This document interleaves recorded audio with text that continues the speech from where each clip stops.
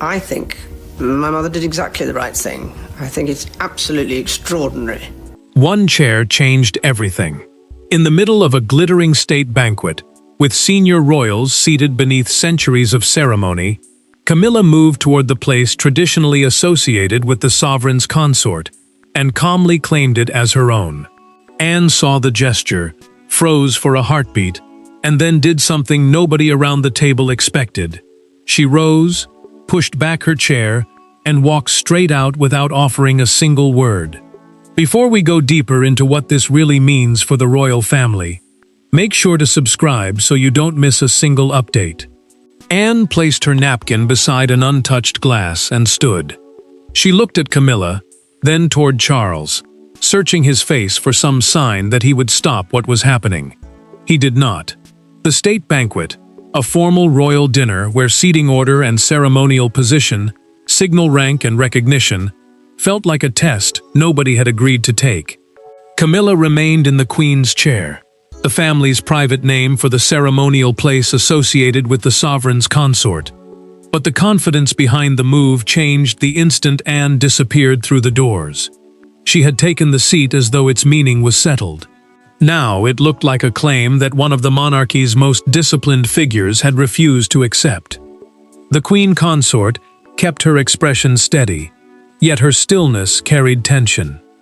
William noticed everything. The prince did not follow Anne, and he did not challenge Camilla. Instead, he watched Charles, because the king's silence mattered more than any reaction around the table. If his father had approved the change, then Anne had walked out against a decision from the sovereign himself. If he had not, then someone inside the household had allowed a symbolic boundary to shift without a clear command. A senior household official moved quietly near the table and removed a place card that no longer seemed harmless. That gesture suggested the staff had anticipated confusion before the evening began. Charles saw it happen and said nothing. Camilla saw it too. William's attention sharpened, because suddenly the question was not simply who had sat where, but who had known this confrontation might happen. Minutes later, Anne sent a short message to a family member. Ask him who approved the chair. The words were simple, but they pushed the crisis directly toward Charles.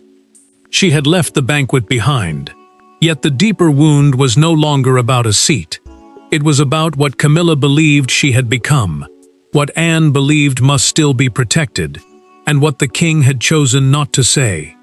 And that silence was about to become impossible to defend by the end of night. Behind Anne's walkout were three deeply different understandings of the crown. To Camilla, the chair represented recognition after decades spent fighting for acceptance.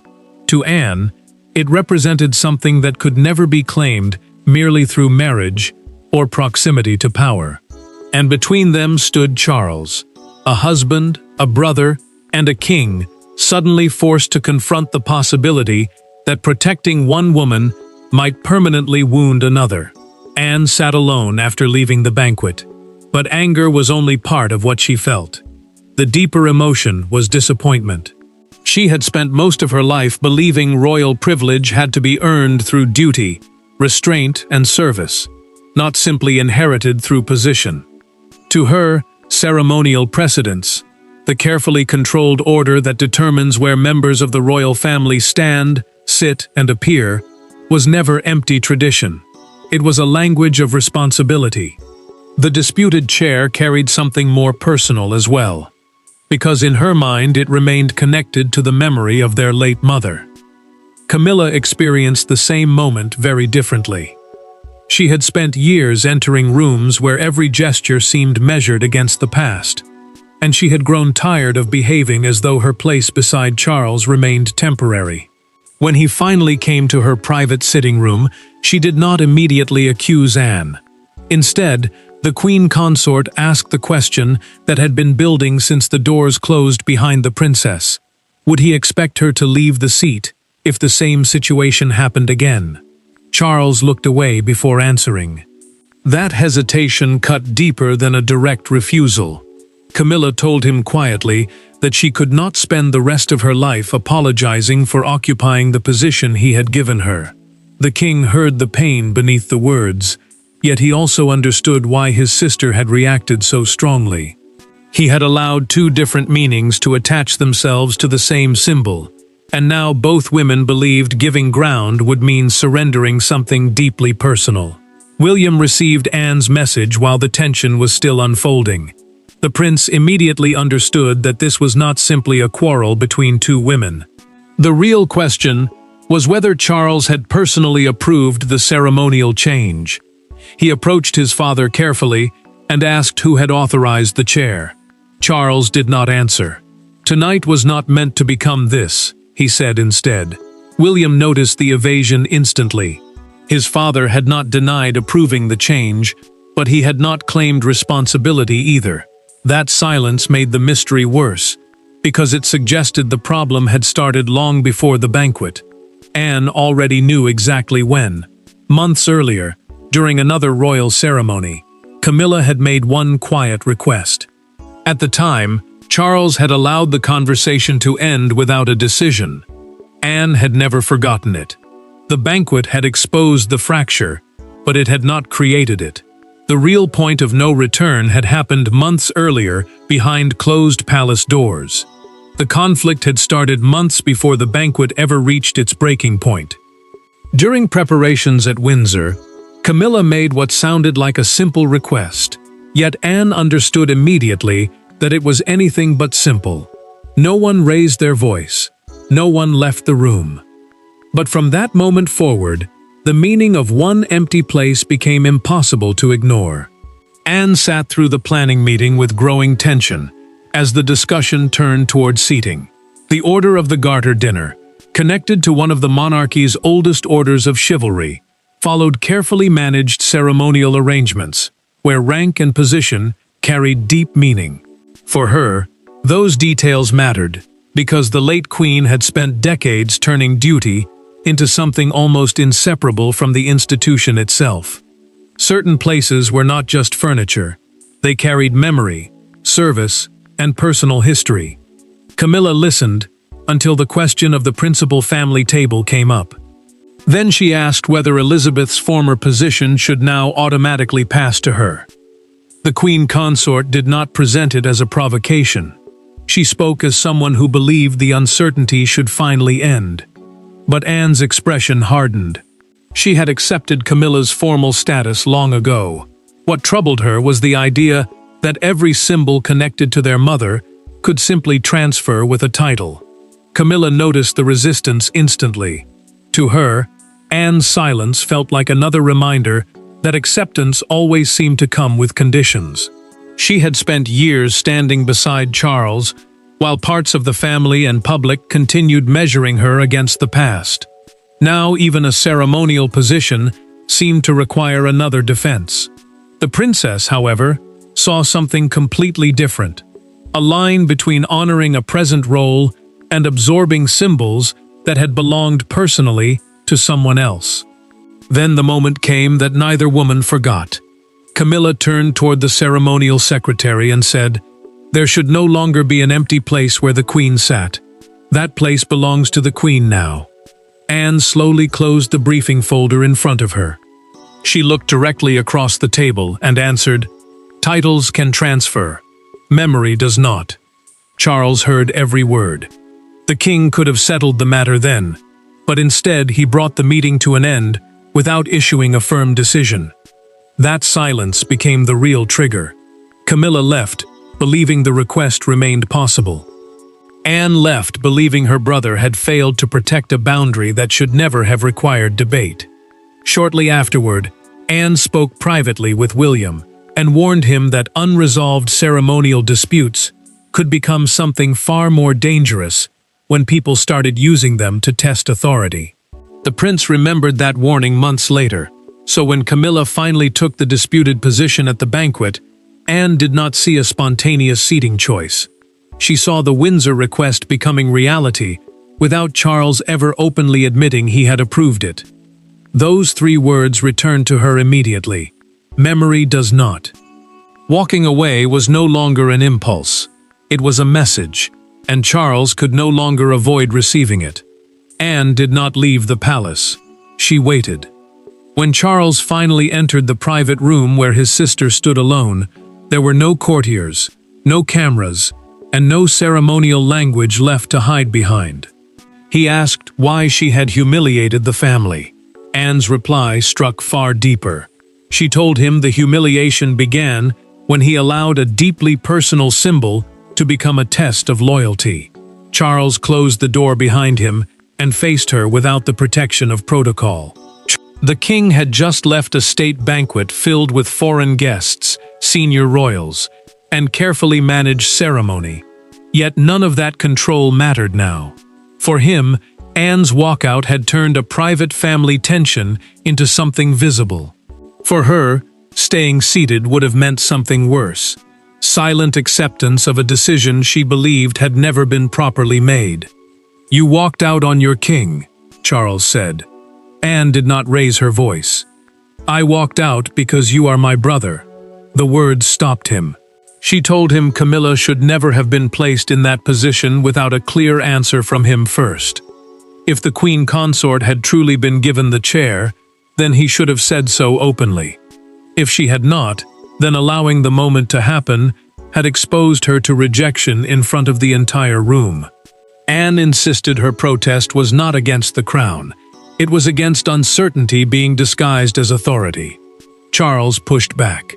He accused his sister of making Camilla look unwanted before guests, who would remember the scene long after the banquet ended. Anne answered that he had done more damage by refusing to settle the question months earlier. Then her anger softened. She mentioned their mother, and said some symbols carried decades of service, sacrifice, and private meaning. They did not need to remain untouched forever, but they deserved distance before being reassigned, as though nothing had changed. Charles finally admitted what Anne had suspected. He had never personally instructed Camilla to take the chair, but he had told household staff that he would not object if ceremonial arrangements reflected her current status.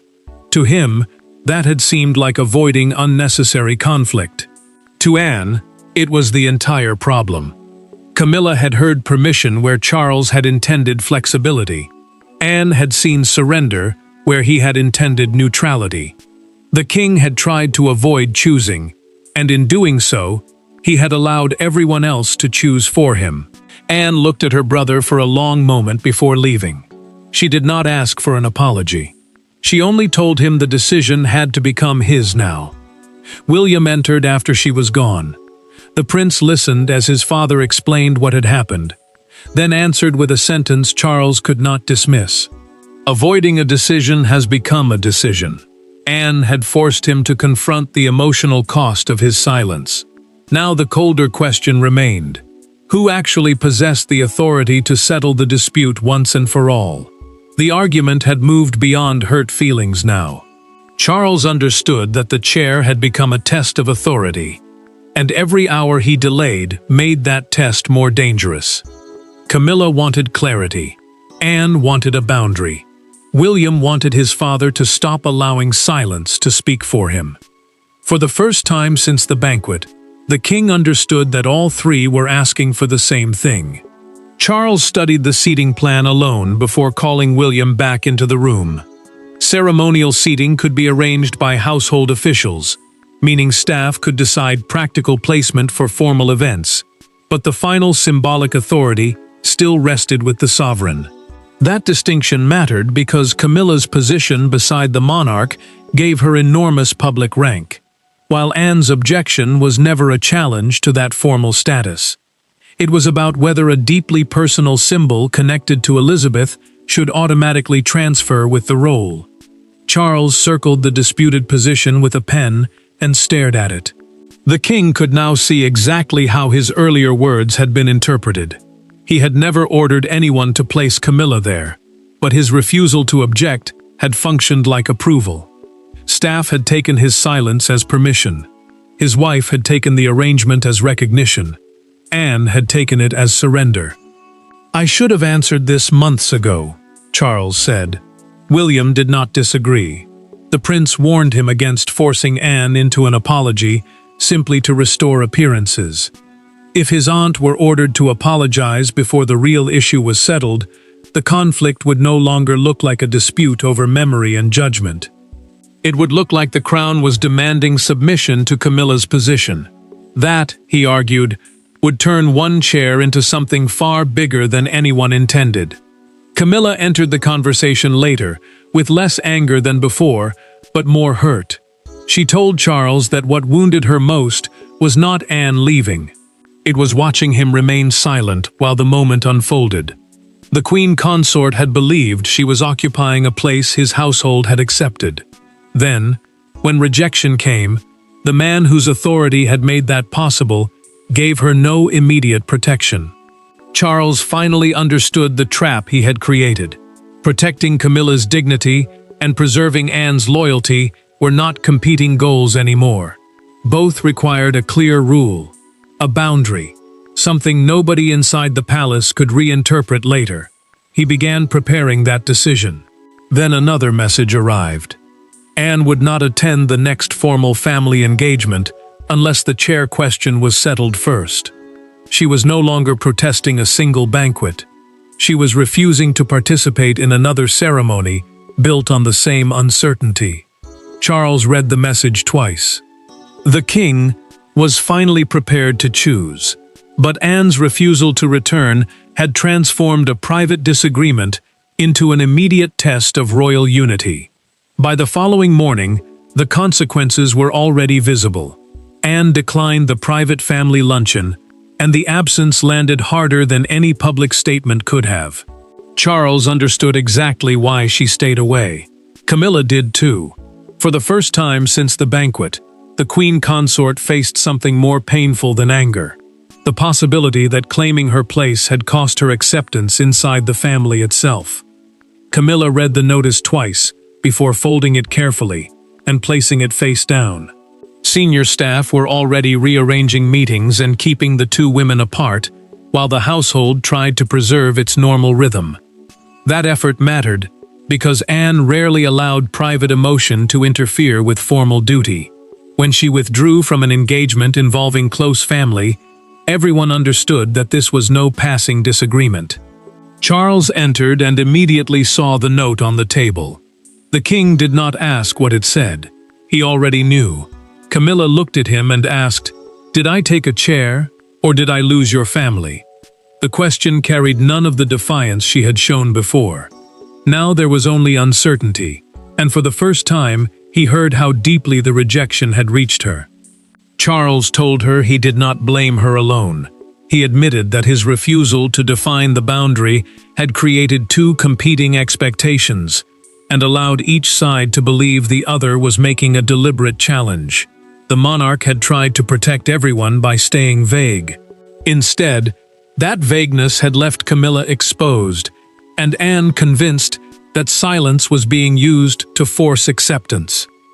Then another decision arrived. Household staff were instructed that the disputed queen's chair would not be used at the next ceremonial family dinner until Charles issued a permanent ruling. The instruction was meant to calm the situation, but Camilla heard something harsher in it. The chair she had occupied had not been confirmed as hers. It had effectively been removed. Camilla stayed quiet for several moments. She understood the practical reason, yet emotionally it felt like a rebuke.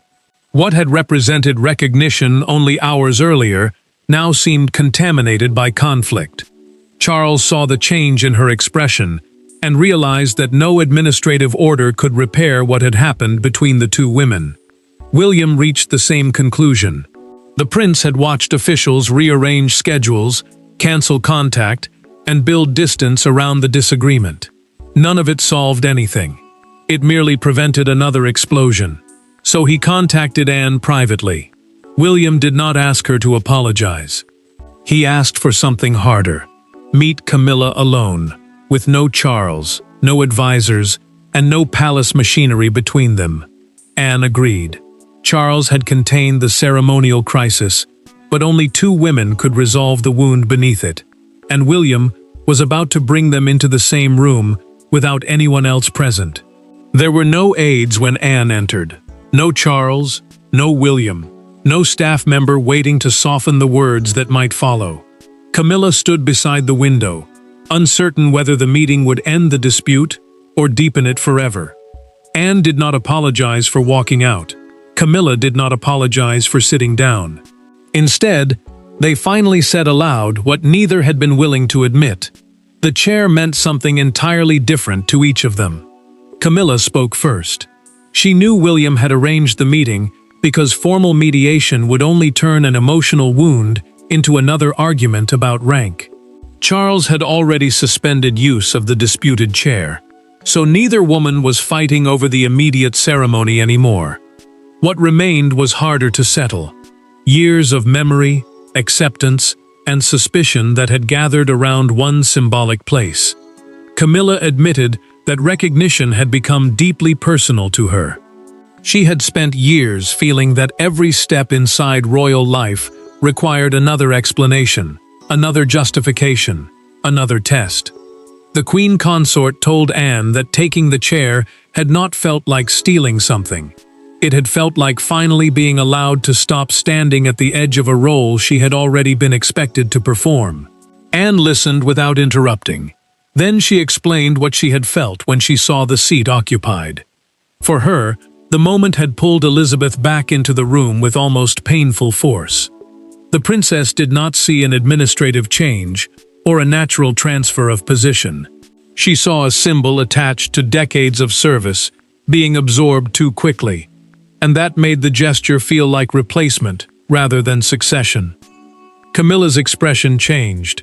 She told Anne directly that she had never intended to erase the late Queen's memory or challenge her personally. She had believed Charles had effectively approved the arrangement months earlier. His silence, his earlier non-objection, and the household's preparation had all told her the same thing. The question had already been settled. Anne finally admitted something of her own. She had walked out deliberately. The princess knew the gesture would be noticed, but she feared another quiet objection would simply be delayed again, just as the Windsor discussion had been. She had wanted Charles to understand that silence could no longer hold the family together. A long pause followed.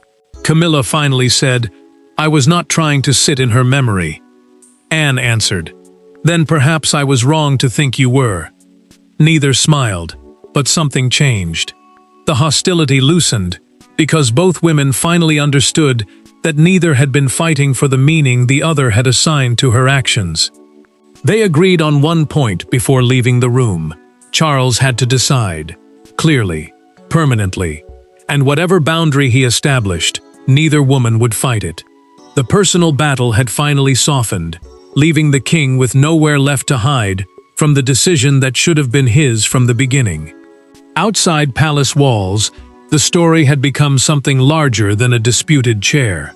By morning, Anne's departure was being treated as the clearest sign yet of tension inside the senior royal family.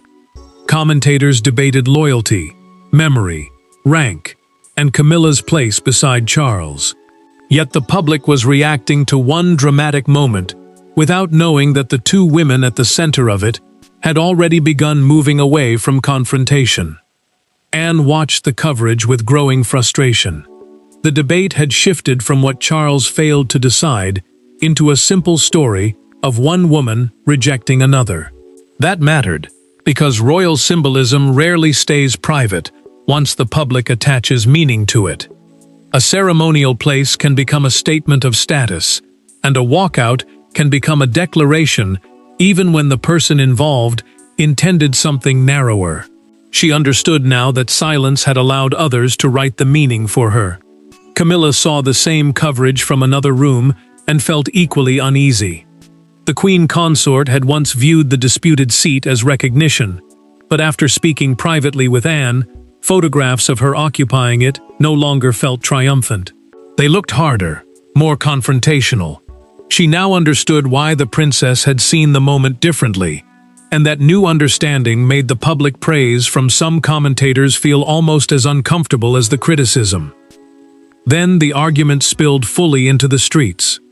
A fictional morning edition of the Crown Chronicle carried Anne's departure across its front page beneath the headline, "The Empty Chair War." Outside Buckingham Palace, a crowd gathered around television crews as people argued over whether she had defended Elizabeth's memory or crossed a royal line. The image became the symbol of the entire dispute, even though the reality behind palace doors had already changed. Anne folded the newspaper and looked toward William. They think this was about defeating her. It wasn't. The prince understood exactly what she meant. Across the palace, Camilla made almost the same point in a private conversation with Charles, telling him she no longer wanted the issue framed as a victory over his sister. For the first time, both women were rejecting the same public narrative. That afternoon, each received Charles's proposed solution separately. Anne read it carefully and approved it. Camilla did the same. Neither knew the other had already accepted. Charles learned of both responses within minutes. The king now understood that the family had finally reached the same emotional ground, even if the public had not. What remained was his responsibility alone. He prepared one final instruction. The public had already chosen sides, but Charles was about to deliver a verdict designed not to create a winner, but to end the need for one. Charles finally made the decision everyone had spent months avoiding. The Queen's chair would not become Camilla's personal ceremonial seat, and it would not remain part of ordinary family banquets as a silent source of conflict. Instead, the historic chair would be preserved as part of Elizabeth's ceremonial legacy. Camilla would receive a new position beside Charles, equal in dignity, but free from the burden of replacing anyone who came before her. Charles explained the ruling privately before allowing household staff to put it into practice. The new arrangement mattered because it separated two things the family had allowed to become tangled together: respect for the present queen consort and respect for symbols personally tied to the late monarch. Camilla would hold the highest appropriate ceremonial place beside the king, while Elizabeth's former chair would remain preserved rather than automatically transferred. Camilla listened carefully, but her first reaction was unease. She feared the decision would make it appear that Anne had forced her out of the position. Charles refused that interpretation. He told her that dignity did not depend on occupying somebody else's memory, and that her place beside him did not become smaller simply because one historic symbol remained separate. Anne met her brother privately soon afterward. The princess accepted that walking out had embarrassed the family, and admitted she wished the confrontation had never reached that point. But she also told Charles that the crisis had grown because the decision had been postponed for too long. He did not argue. The king finally acknowledged that trying to protect everyone from discomfort had created something far more painful. Then came the detail neither woman expected. Anne learned that Camilla had independently approved Charles's compromise before knowing her own response. Camilla discovered exactly the same thing. Neither had surrendered to the other. Both had reached the same conclusion separately, and that realization finally removed the sense that one side had won, while the other had lost. At the next private royal dinner, the difference was immediate. Camilla was seated in the newly designated place beside Charles. Anne entered, saw her there, and did not turn away. The princess paused beside the chair and lightly touched its back. "This one is yours," she said. Camilla looked at her and answered, "Thank you." Charles heard both women but said nothing. That silence was different now. It no longer carried uncertainty. It carried relief. The banquet walkout had not exposed a monarchy collapsing under rivalry. It exposed what happens when grief, status, memory, and duty are left unresolved, until one symbol is forced to carry the weight of all four. Anne's protest forced Charles to act. Camilla's vulnerability forced the family to understand what acceptance meant to her. And the king finally learned that avoiding painful decisions can wound everyone involved. There was no winner, because there no longer needed to be one. Anne remained at the table. Camilla had a place that belonged unmistakably to her. Charles had finally separated love for the present from loyalty to the past. Thanks for watching. Please don't forget to like and subscribe, and we will see you in next one.